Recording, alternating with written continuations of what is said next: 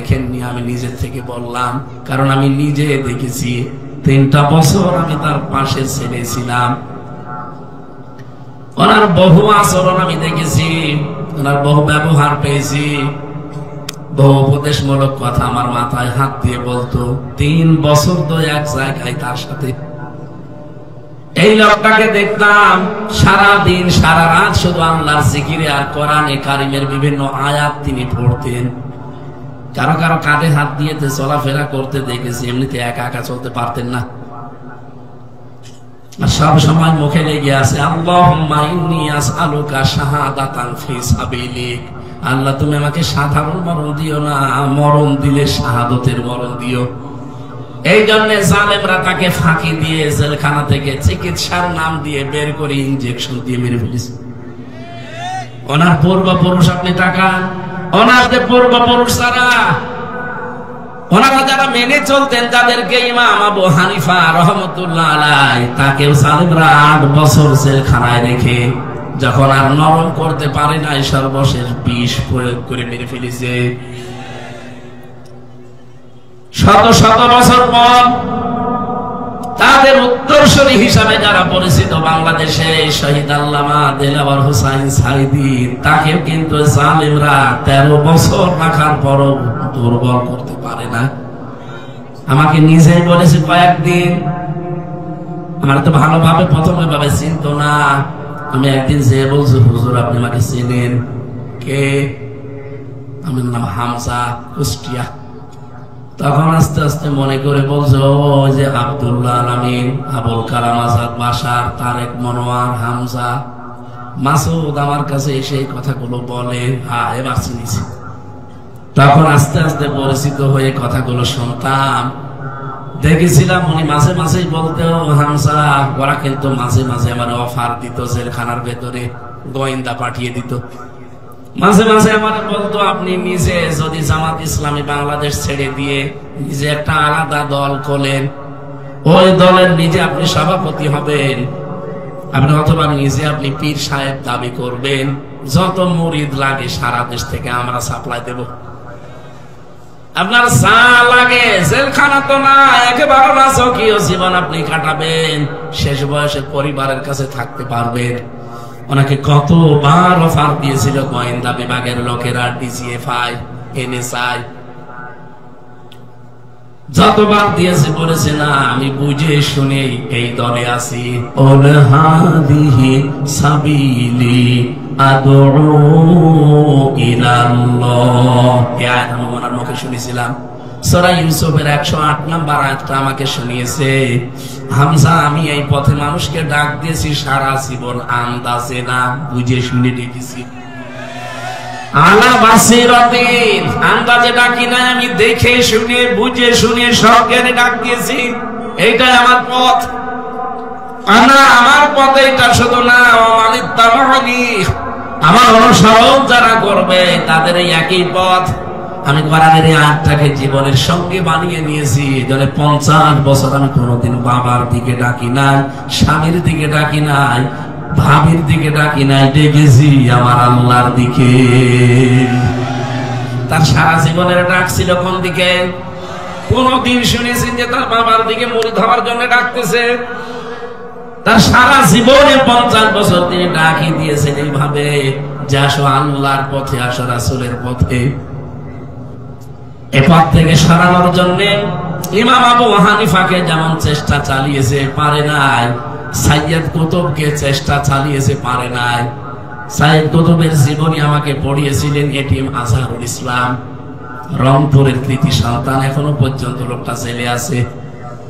লুৎফুজ্জামান বাবরকে মুক্তি দিয়েছে সরকার, সেই মামলায় ওনারও একই মামলা। লুৎফুজ্জামান বাবরকে 17 বছর যদি পরে মুক্তি দেওয়া যায়, এটিএম আজহারুল ইসলামকে মুক্তি দেওয়া লাগবে। মাজলুম জননেতার মুক্তি চান? দেখি লিল্লাহি তাকবীর।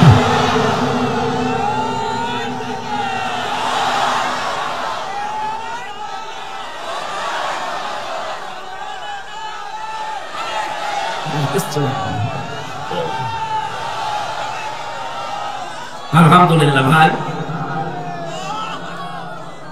আদালতে এবং গোয়েন্দা বিভাগে যারা দায়িত্বে আছে আমরা কথা বলেছি, যারা ওনার আত্মীয় স্বজন তাদেরকে নিয়ে তারা জানাতে চাচ্ছে সারা দেশে জনমত তৈরি করে।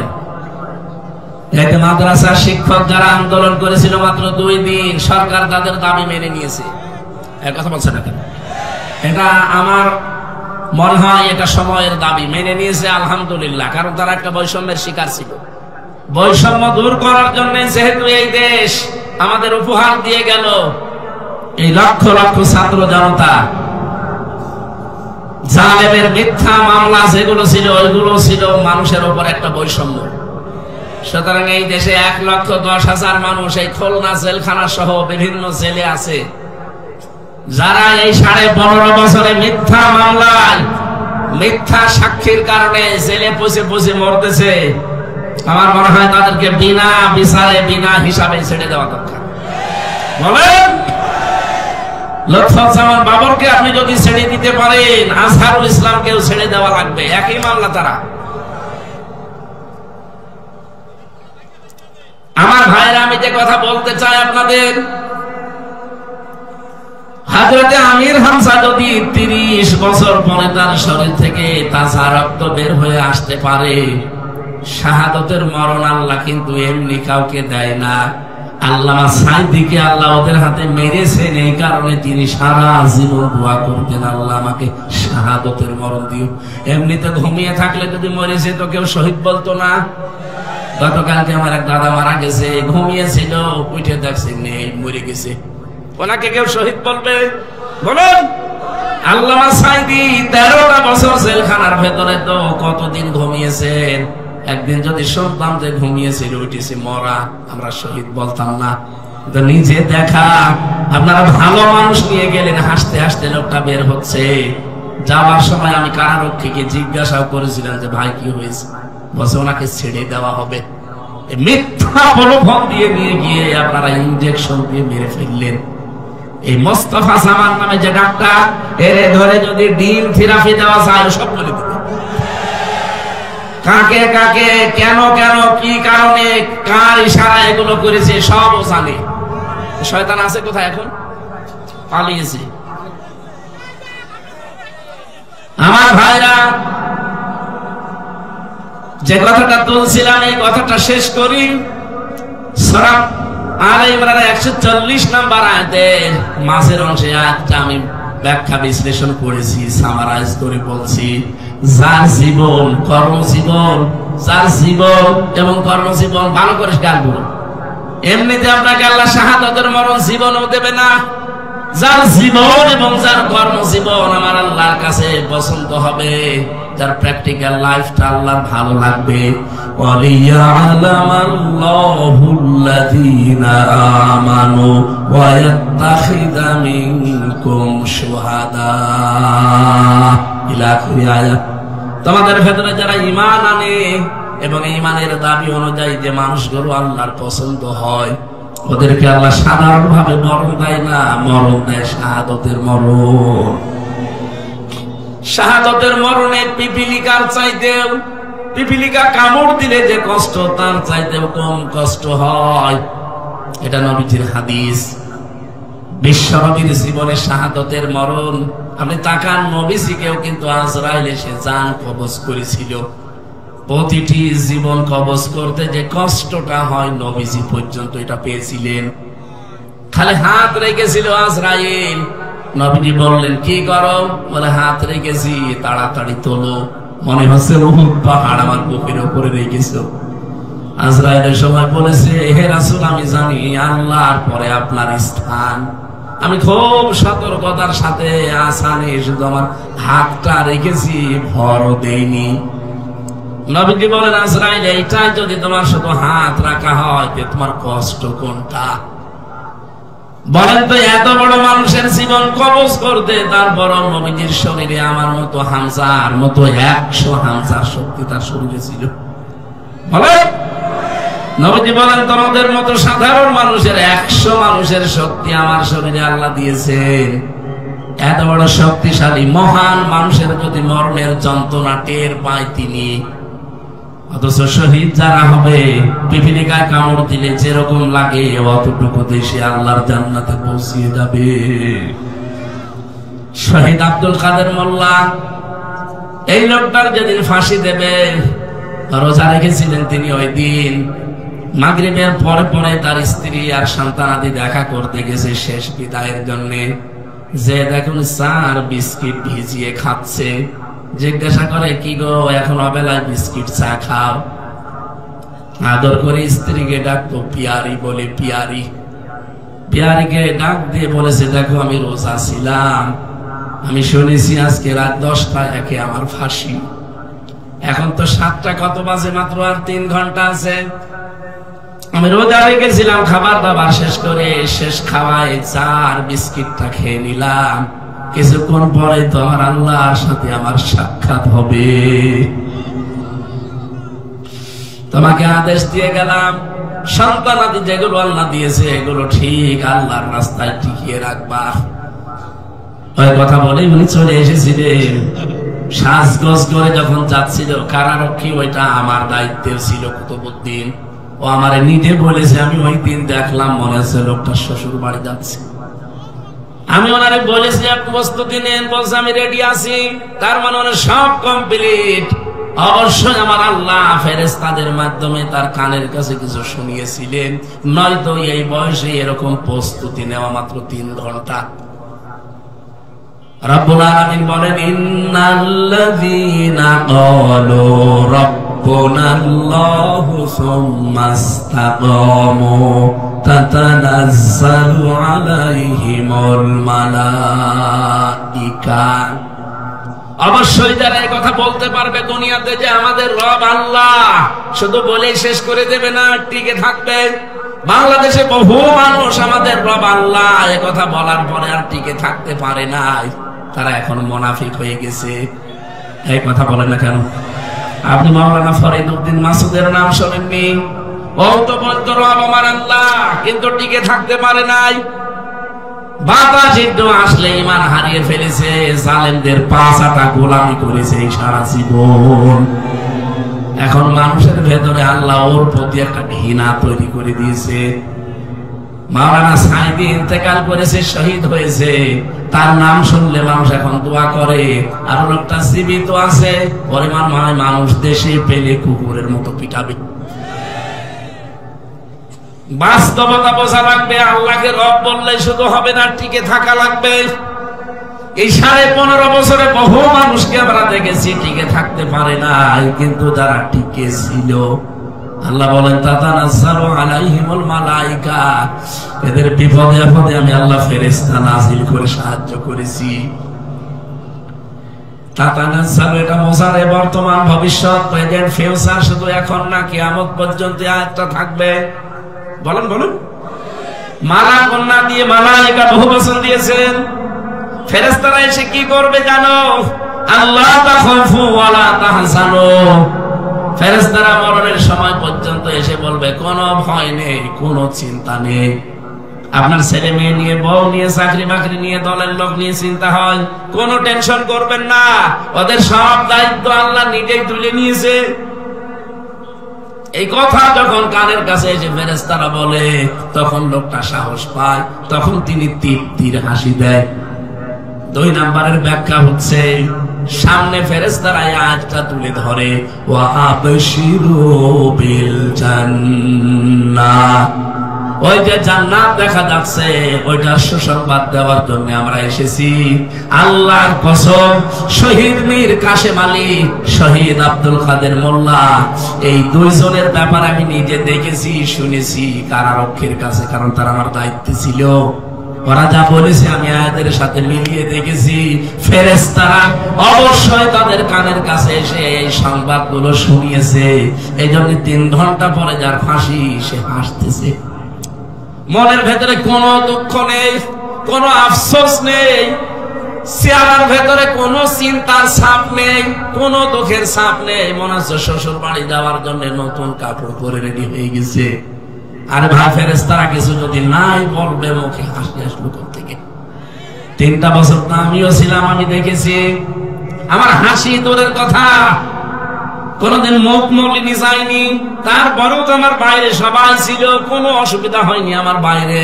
আমার মা বাবা দিব্যি বেঁচে আছে, আমার শ্বশুর শাশুড়ি ধনী মানুষ তারা, আমার স্ত্রী লেখাপড়া জানা মানুষ, অনার্স মাস্টার্স করা, আমার যা সম্পদ আল্লাহ দিয়েছে, আমি না থাকলে ওর অসুবিধা নেই, ও মরণ পর্যন্ত এমনি চলতে পারবে, শুধু একটা বিয়ে করা লাগবে,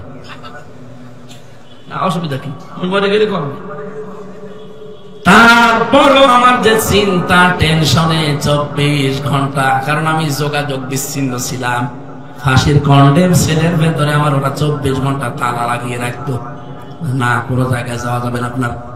মাঝে মাঝে কথা বলে কিছু টাকা পয়সা, কিন্তু টাকা চলে না, সিগারেট চলে। কারারক্ষীদেরকে দিয়ে সিগারেট কিনিয়ে নিয়ে আসতে বলতাম, ভাই এটা আপনি রাখেন, আর একটু আমার হাসপাতালে নিয়ে চলেন, আমি আল্লামা সাঈদীর সাথে একটু দেখা করে কথা বলবো, কারণ ওনারে মাঝে মাঝে হাসপাতালে নিয়ে আসতো। এই সুযোগটা পেয়েছিলাম কয়েকবার। আর এটিএম আজহারুল ইসলামের সাথে তো আমি 3টা বছর প্রায় ছিলামই, ওনার সাথে প্রায় 200-300 দিন একাধারে কথা বলেছি।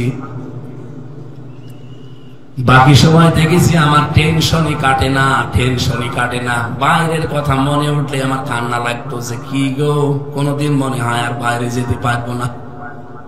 আর ওনাদের মাত্র 3 ঘন্টা বাকি আছে, হাসতেছে, কোনো চিহ্ন নেই, শরীরের ভেতরে কোনো ছাপ নেই। এমনি এমনি এগুলো হওয়ার কথা না, আর এটা বোঝানোর বিষয় না। অবশ্যই আমার আল্লাহ রব বলে টিকে থাকার কারণে ফেরেশতা পাঠিয়ে সুসংবাদ দিয়েছেন। রব্বুল আলামিন বলেন, এতটুকুই ফেরেশতারা শেষ করে দেয় না, তখন শেষ কথা ফেরেশতারা বলে, আল্লাতী কুনতুম তুআদুন,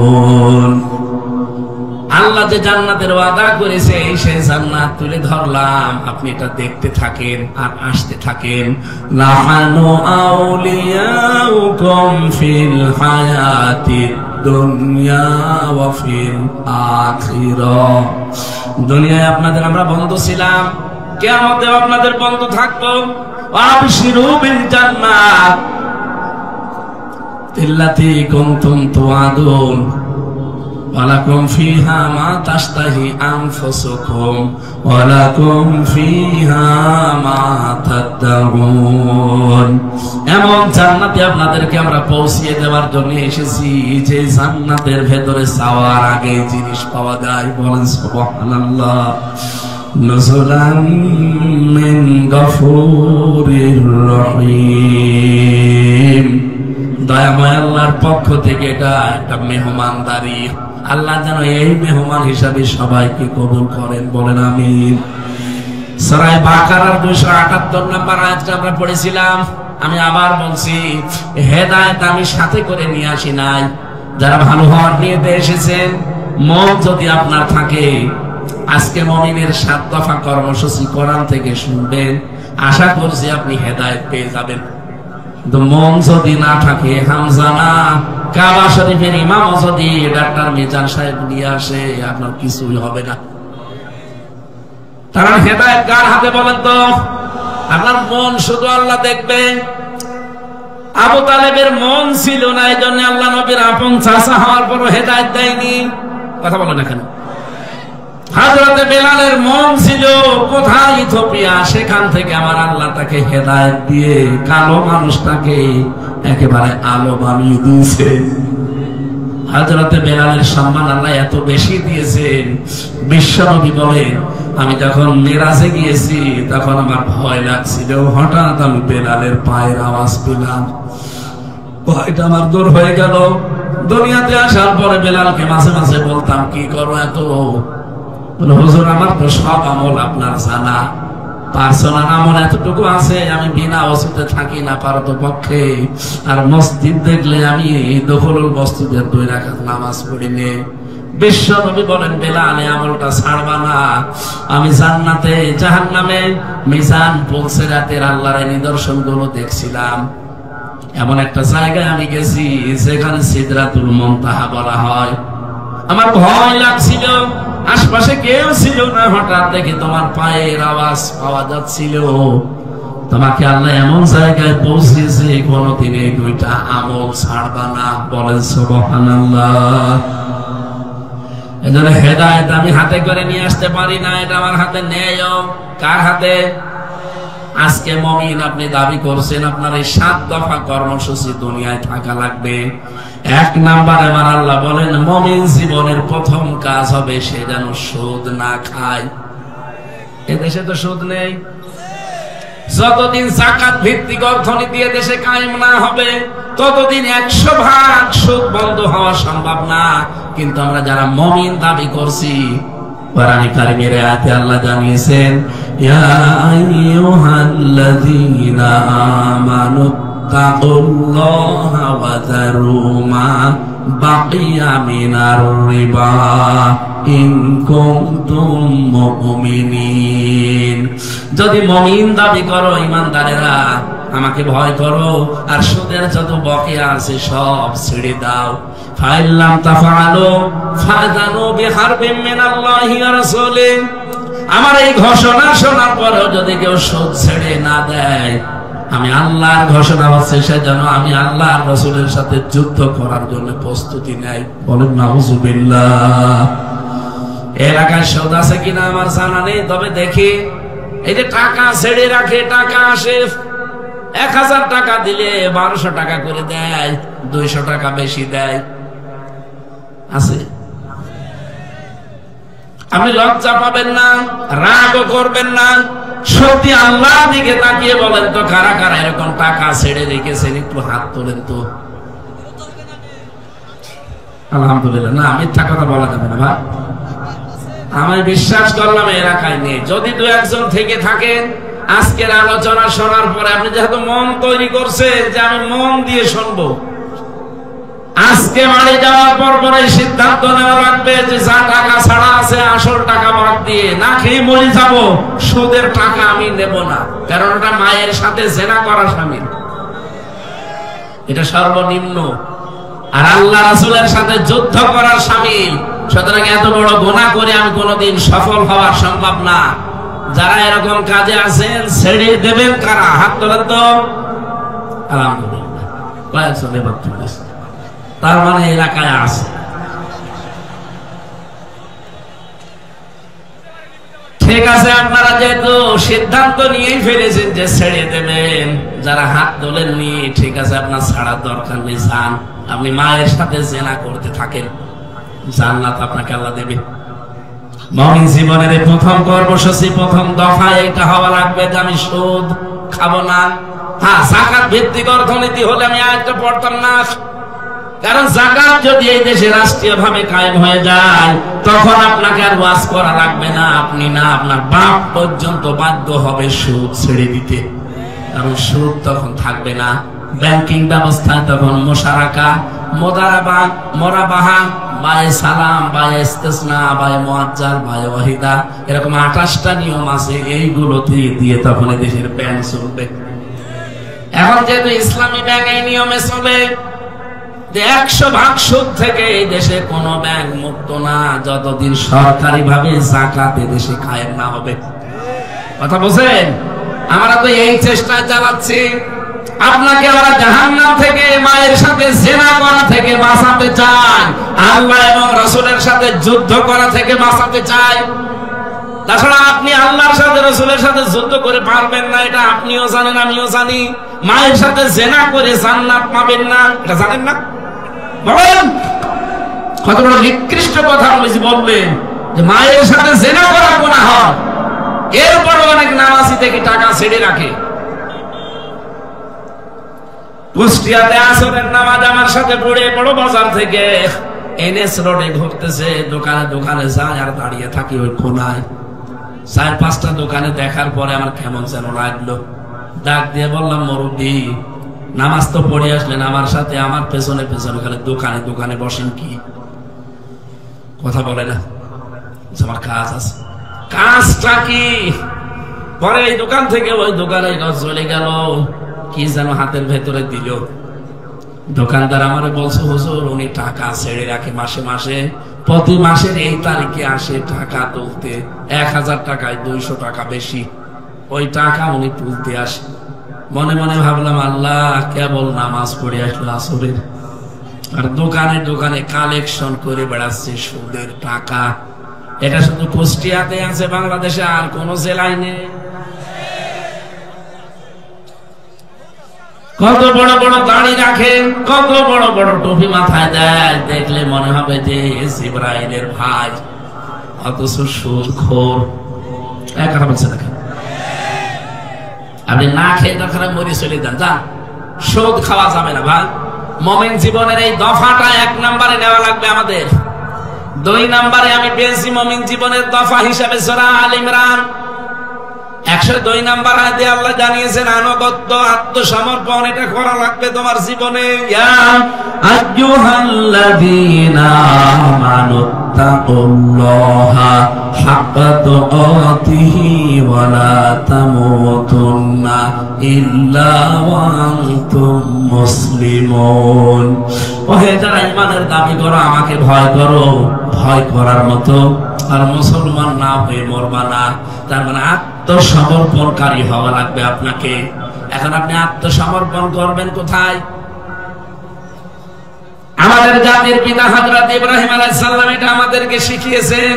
ইদ ক্বালা লাহু রাব্বুহু আসলিম ক্বালা আসলামতু লিরাব্বিল আলামিন। হযরত ইব্রাহিমকে আল্লাহ যখন বলেন আত্মসমর্পণ করো, সারেন্ডার করো, তিনি বললেন আমি বিশ্ব জগতের প্রতিপালক আল্লাহর কাছে আত্মসমর্পণ করে ফেলেছি। হযরত ইব্রাহিম আলাইহিস সালাম ইন্তেকালের আগে তার সন্তানদেরকে ডাক দিলেন, ওয়াসা বিহা ইব্রাহিম বানিহি ওয়া ইয়াকুব ইয়া বানিয়া ইন্নাল্লাহা আসতাফা লাকুমুদ্দীন ফালা তামুতুন্না ইল্লা ওয়া আনতুম মুসলিমুন। এদিকে তাকান, গুরুত্বপূর্ণ এখানে কথা আছে। এটা হযরত ইব্রাহিম এবং ইয়াকুব এই 2 জন নবী ইন্তেকালের আগে তার সন্তানদেরকে ডাক দিয়ে বলেছিলেন, হে আমার কলিজার টুকরা সন্তানেরা, অবশ্যই আল্লাহ তোমাদের জন্য মনোনীত করেছেন একটা দিন। কি বলেন? বলুন। এই দিন মানে রাতের পরে যেই দিন, ওই দিন না, একটা দিন তোমাদের জন্য আল্লাহ মনোনীত করেছেন। সেই দিনের নাম হচ্ছে ইসলাম। ইন্নাদ-দীনা ইনদাল্লাহিল ইসলাম। আল্লাহর কাছে মনোনীত দিন, তার নাম কি? ওয়ামান ইয়াবতাগি গায়রাল ইসলাম দীনান ফালা ইউকবালা মিন। দুনিয়াতে ইসলাম বাদ দিয়ে কোন নিয়ম নীতি দিয়ে আল্লাহকে রাজি করা যাবে? বলেন। সুতরাং আজ বাংলাদেশে যারা ইসলাম বাদ দিয়ে অন্য কোন নিয়ম নীতি চালু করতে চাচ্ছেন, আরে ভাই আপনি তো নামের আগে মোহাম্মদ লেখেন, আপনার তো অন্তত আগা কাটা আছে। কথা বলছেন না? আমি আপনাকে বাঁচাতে চাই, আমি আপনার শত্রু না।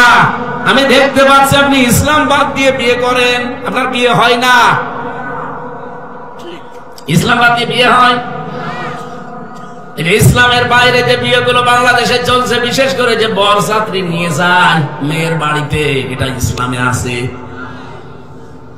ইসলামে আছে অলিমা করা।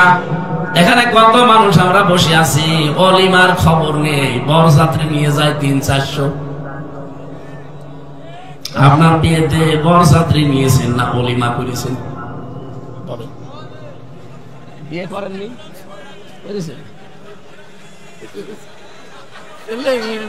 ছেলে মেয়ে মেলা, বিয়ে করেছে অলিমা। আমি অলিমার কথা জিজ্ঞাসা করলাম।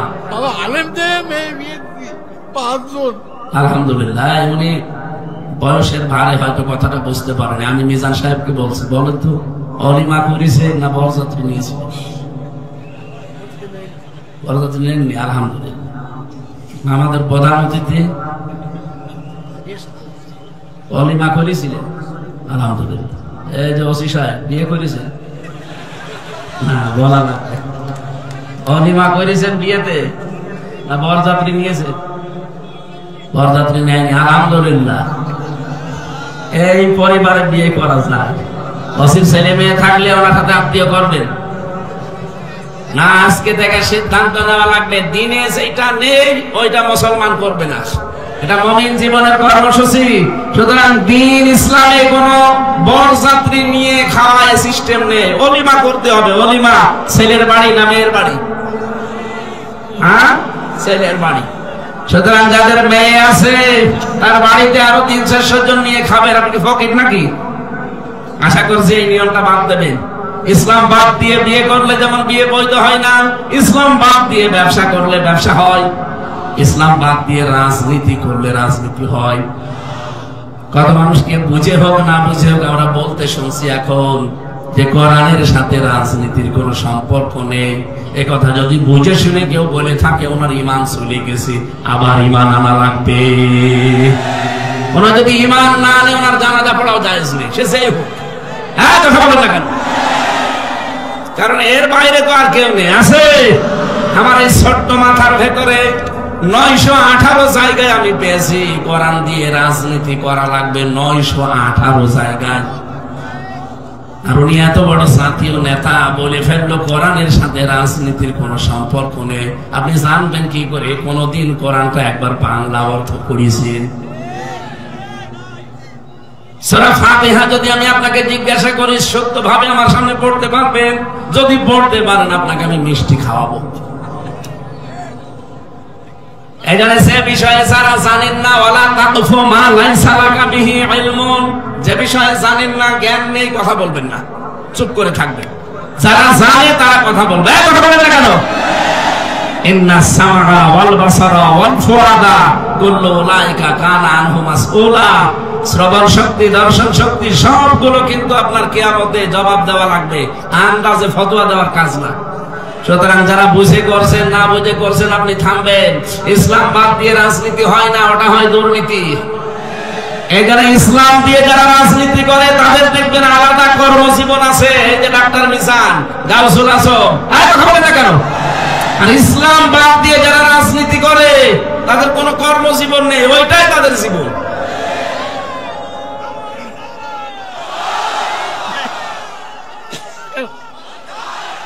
আলহামদুলিল্লাহ, কথাগুলো আমার মনে হয় আপনারা বুঝেছেন। আমি তৃপ্তি পেয়েছি, আলহামদুলিল্লাহ। এটা মেনে চলার তৌফিক দিন। বাংলাদেশে যারা আলাদা কর্মজীবন আছে, রাজনীতি করে, তাদের পেছনে থাকবেন। কোন কর্মজীবন নেই, শুধু রাজনীতি, এইটাই তার নীতি। মনে করবেন ওই নীতিতে সে 2-5 বছর পরে 2 বিঘা জমির মালিক ছিল, 10 বিঘা জমির মালিক হয়ে গেল বলে। কারণ আর কোন কর্মজীবন নেই। ওসি সাহেবের কর্মজীবন আছে, উনি যদি রাজনীতি করে করবে। আপনার কোন কর্মজীবন নেই, শুধু আপনার জীবনই রাজনীতি। ওটা আপনার রাজনীতি না, ওটা হবে শেষে দুর্নীতি। কথা বলেন ঠিক কিনা? এই জন্য দিন বাদ দিয়ে, এটা মনোনীত।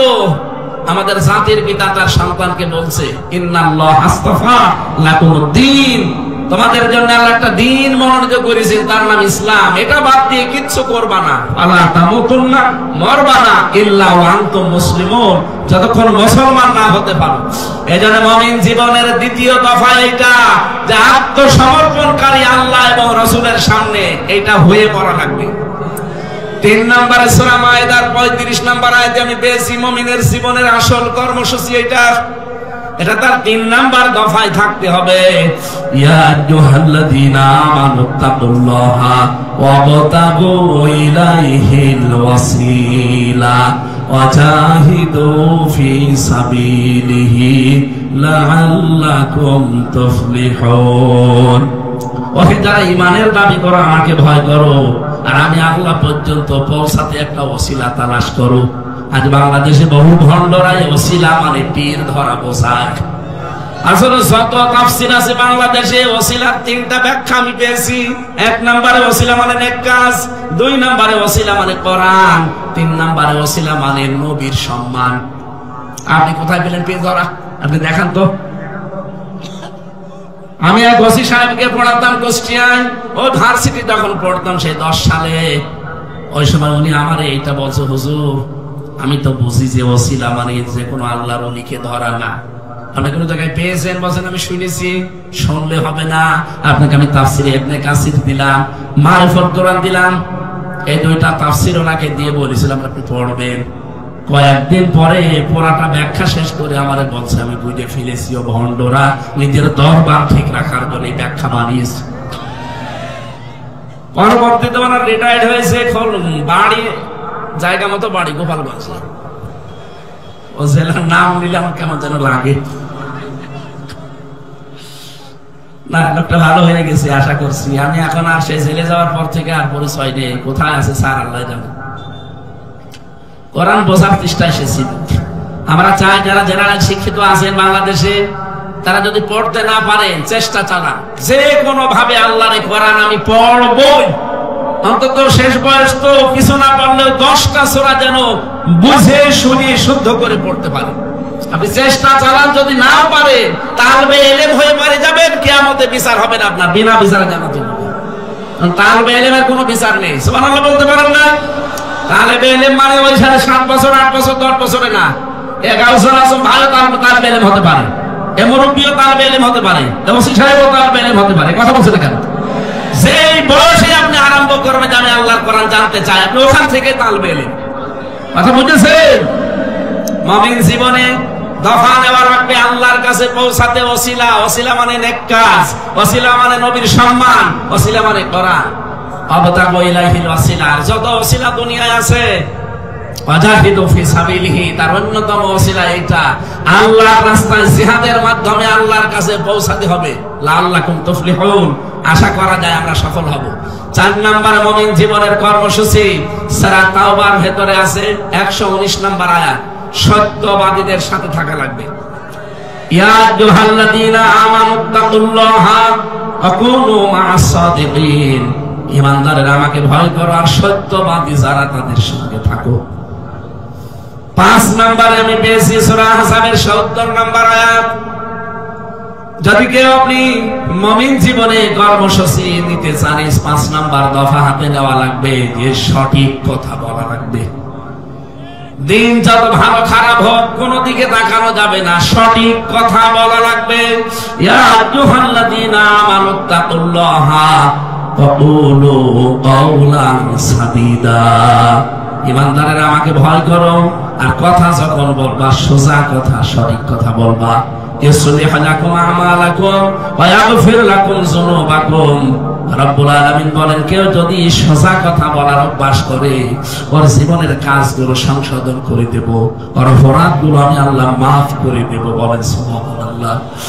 মুমিন জীবনের 6 নম্বর কর্মসূচি হচ্ছে এই পৃথিবীতে একমাত্র বিশ্ব নবীকে আদর্শ মনে করার। সূরা হাদীদ 28 নম্বর আয়াতে আছে, ইয়া আইয়ুহাল্লাযীনা আমানুত্তাকুল্লাহা ওয়া আমিনু বিরাসূলিহি। ঈমানদাররা আল্লাহকে ভয় করো। এখানে আমিনু বিরাসূলিহি, রাসূলের প্রতি ঈমান আনো মানে তার আদর্শ মেনে নাও। বলেন সুবহানাল্লাহ। এক একটা আয়াতের ভেতরে লক্ষ লক্ষ কথা তাফসীরে আমি পড়েছি, এখন সময় নেই আর আমার গলাও পারবে না, আমি খুব তাড়াতাড়ি করছি। 7 নম্বরের দফা মুমিন জীবনের সূরা হাশরের 18 নম্বর আয়াতে আল্লাহ দিয়েছেন, ইয়া আইয়ুহাল্লাযীনা আমানুত্তাকুল্লাহা ওয়াল তানজুর নাফসুম মা কদ্দামাত লিগাদ ওয়াত্তাকুল্লাহা ইন্নাল্লাহা খাবীরুম বিমা তা'মালুন। মুমিন জীবনের 7 নম্বর দফা হচ্ছে আখিরাতের পুঁজি তৈরি করা। ঈমানদারেরা আল্লাহকে ভয় করো আর নজর করে দেখো আগামী একটা দিন আসতেছে, ওই দিনের জন্য তোমার প্রস্তুতি কতটুকু আছে। প্রত্যেকে যেন এই 7টা দফা সামনে নিতে পারি। এই 7 দফাকে দুর্বল করার জন্য শয়তান পৃথিবীতে 7 দফা কর্মসূচি হাতে নিয়েছে। 1 নম্বরে শয়তানের টার্গেট আমাদেরকে দিয়ে সে কুফরি করাবে। কি করাবে? যদি না পারে, এটা ফেল হয়, তাহলে 2 নাম্বার তার কর্মসূচি আমাদেরকে সে বেদাত করাবে। এটাতেও যদি না পারে, 3 নাম্বারে সে আমাদের দিয়ে কবিরা গুনাহ করাবে। এটাও যদি না পারে, 4 নাম্বারে আমাদের এমন এমন কাজে আঞ্জাম দেওয়াবে যে সমস্ত কাজ কারবার করলে পৃথিবীতে অভাব অনটন চলে আসে। কারণ মানুষ যখন অভাবে পড়ে যায় তখন আকাশের চাঁদও তার কাছে রুটির মতো মনে হয়। এই জন্য 6 নম্বরে 5 নম্বরে পেয়েছি অধিক ভালো কাজ সে বাদ দিয়ে দেবে। কাজ আপনি করছেন, এই যে আমি ব্যবসা করি, একটা কাজ করি, দোকানদারি করি, কাজ করি, কিন্তু হঠাৎ নামাজের সময় এসে গেল, শয়তান হয়তো ধোঁকা দিয়েছে কোন কায়দায়, বলবে তুই তো কাজে আছিস। নামাজও একটা আল্লাহর কাজ, এই কর্মজীবনও আল্লাহর কাজ, কাজ দুইটাই না? কথা বলেন না কেন? আমি যে দোকানদারি করছি 8 ঘন্টায় কিন্তু ইবাদত, নামাজ পড়াও। ও আমাকে এইটার ভেতরে নিমজ্জিত রেখে আল্লাহর বিধানটা থেকে দূরে সরিয়ে রাখবে, এটা তার টার্গেট। এটা ওর দফার ভেতরে আছে। এর ভেতরে বেশি 6 নাম্বার, তুলনামূলক ভাবে ভালো কাজগুলো বাদ দিয়ে কম সওয়াবের কাজে আপনাকে এই দুনিয়ায় নিমজ্জিত করে রাখবে। দুনিয়ায় আপনি নফল নামাজ পড়ছেন মনে করেন, কিন্তু পৃথিবীর যত নফল আছে সব এক জায়গায় করলেও কোরআনে কারিমের তেলাওয়াত, কোরআন বোঝা এই নফলের সমান হবে না। এটাকে থেকে আপনাকে দূরে সরিয়ে রাখবে। এই 7টা কর্মসূচি হাতে নিয়েছে ওই 7টা বিষয়কে দুর্বল করার জন্য। ধর্ম নির্বিশেষে যারা আমরা এসেছি, মুমিন জীবনের এই 7টা কর্মসূচি আমি আগামীতে কোনো জায়গায় আসলে আরো ব্যাখ্যা করব। আমার অধ্যাপক মিয়া গোলাম পরওয়ার সাহেব 2টা অনুষ্ঠান নিয়েছে, একটা ডুমুরিয়া, একটা ফুলতলা। এই কিছুদিনের ভেতরে কয়েকজন ধোকা খেয়েছেন না, 16 নাম্বারে আমার নাম নিয়ে অনেকে বলে যে হুজুরের ডেট খালি আছে, নেন। এই তখন ধোকা খান, ওনার ভাই অধ্যাপক গোলাম কুদ্দুস না কি যেন আছে, ওই ভাইয়ের মাধ্যমে এই 2টা ডেট আমি বলেছি দেবো। তারা ধোকা খেয়েছি তো, এই থানায় একটা, ডুমুরিয়া একটা। আমি ওখানে কর্মসূচি